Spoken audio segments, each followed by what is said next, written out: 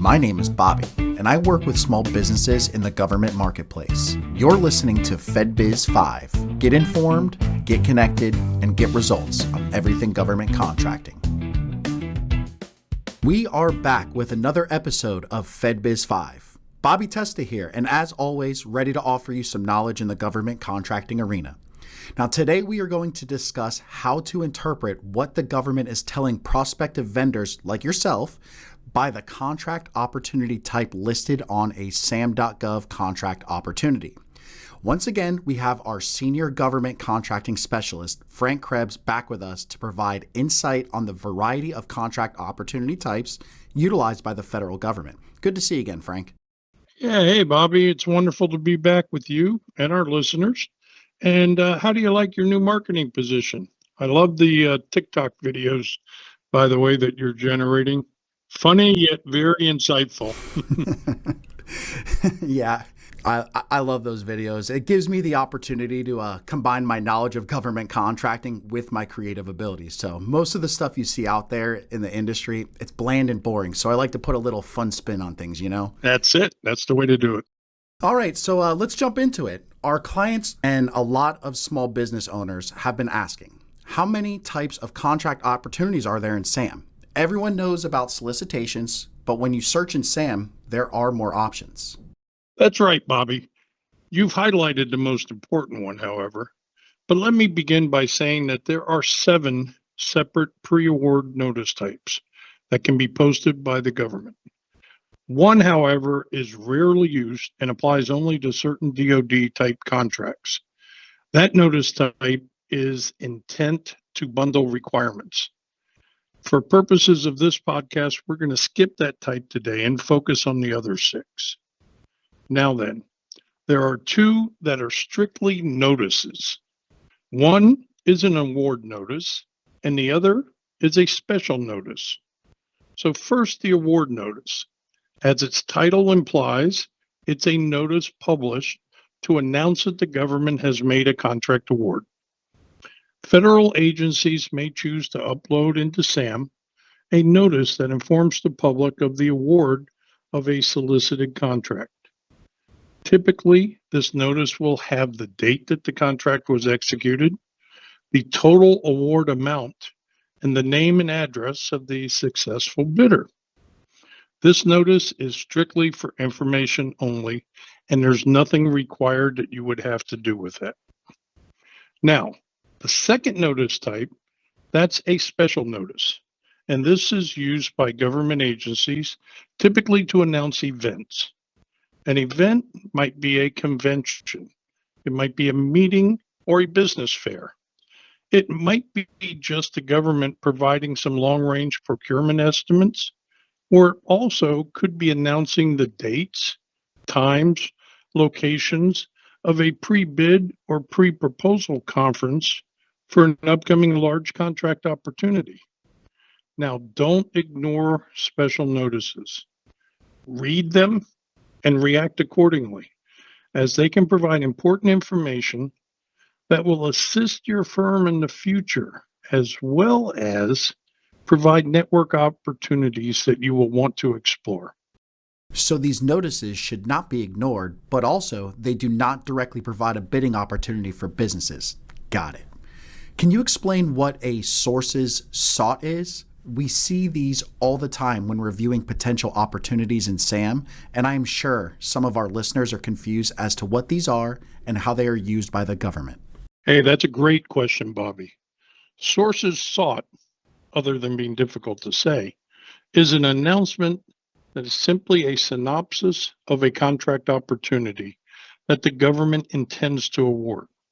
However, they are typically still conducting market research and therefore not ready to request proposals or quotes at this time.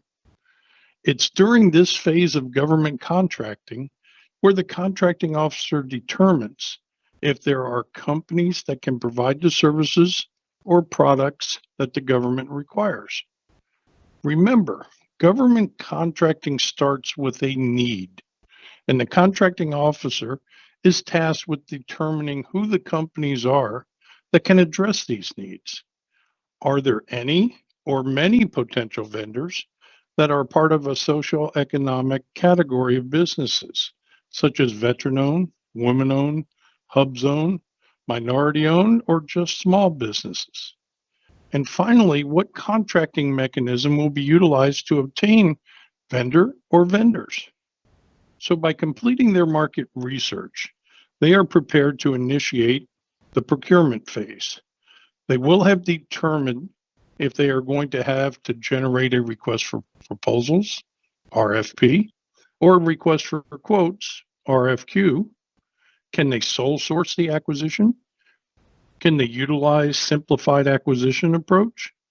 Or will they use set-aside provisions to limit the businesses that can bid on the procurement to any particular social economic category? Now, they use see, I told you it was difficult. They use sources sought feature to involve the vendor community in seeking answers to these questions and to request assistance while they form their contract requirements. Companies need to respond. So, sources sought is a type of request for information by the government. That's correct, Bobby. Sources sought is the process by which a government agency conducts a request for information, or RFI for short.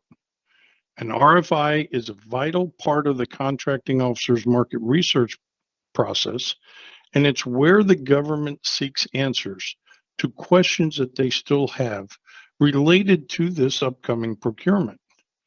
Now, new or newer vendors to government contracting will definitely want to focus on these. If the potential opportunity is related to your line of work, this is now your opportunity to market your firm directly to a government contracting officer that is procuring this product or service. You can respond to any or all of the government's questions. However, at a minimum, reply to the information request with a short email stating your company's interest in working with that agency, and make sure to include your capability statement. Now, even if the exact opportunity is not a perfect match with your capabilities, take this opportunity anyway to introduce your company to the government. And most importantly, highlight the benefits the government receives by working with your firm. Replying to a sources sought or RFI does not commit your firm to bidding on that contract when the solicitation is released, but it is a valuable marketing opportunity that you must take advantage of so that your company becomes visible to that specific buyer at that agency who's procuring what you do. And thanks, Bobby, for highlighting that for our audience. Of course. You and I both know the government tends to use a lot of terms that will confuse most, so breaking it down in layman's terms is crucial to learning government process and, well, why we are here. That is phenomenal advice, Frank.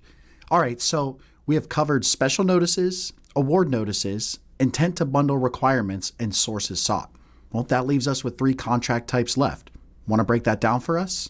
Absolutely. The first one is pre-solicitation.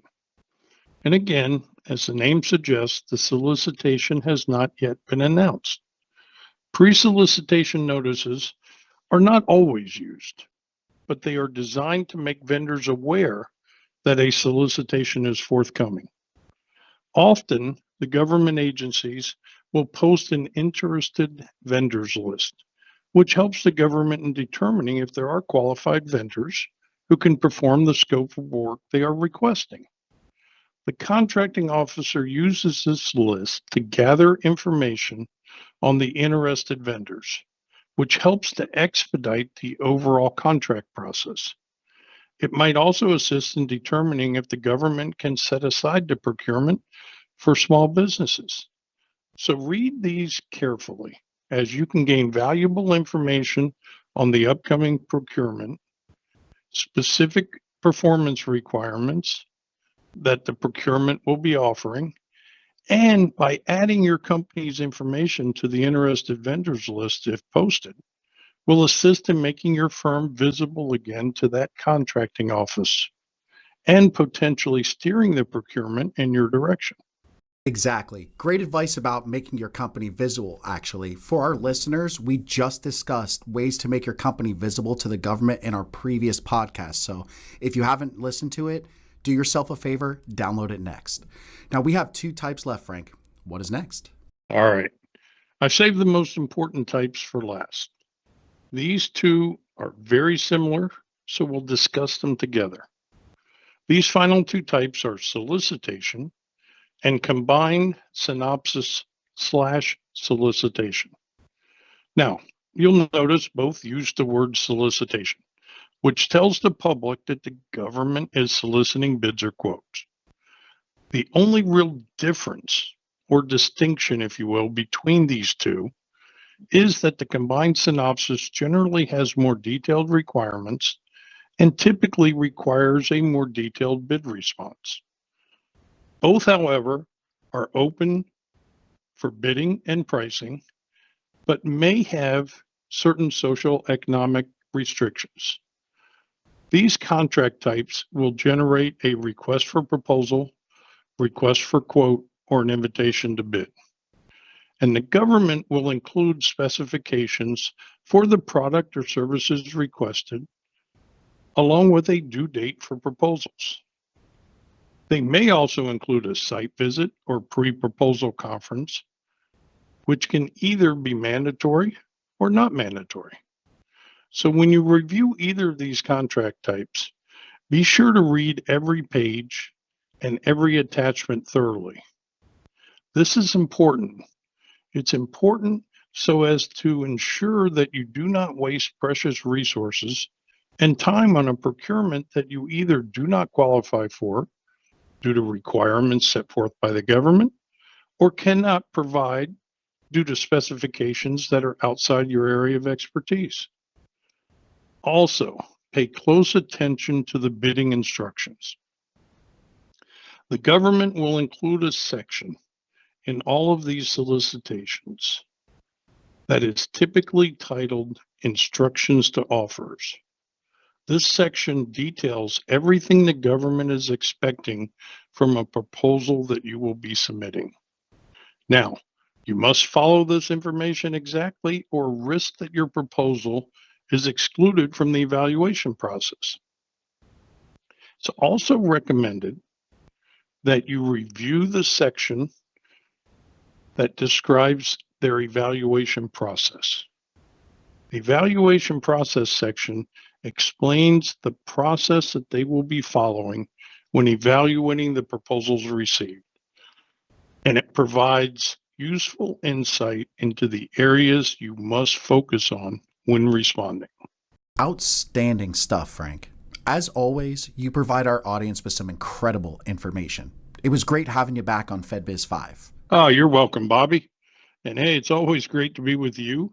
And I hope the information assists those listeners who are out there reviewing opportunities in SAM.gov.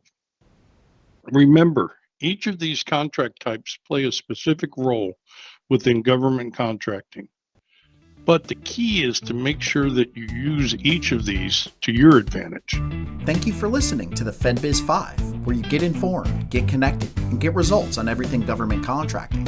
Today's podcast is made courtesy of FedBiz Access, government contracting made simple. Visit them at FedBiz'5.com, where you can find all the FedBiz'5 podcasts, related blogs, government contracting news, and of course, information on the various products and services that can assist your business in becoming visible to the government buyers. FedBiz Access can be reached by calling them at 888-299-4498.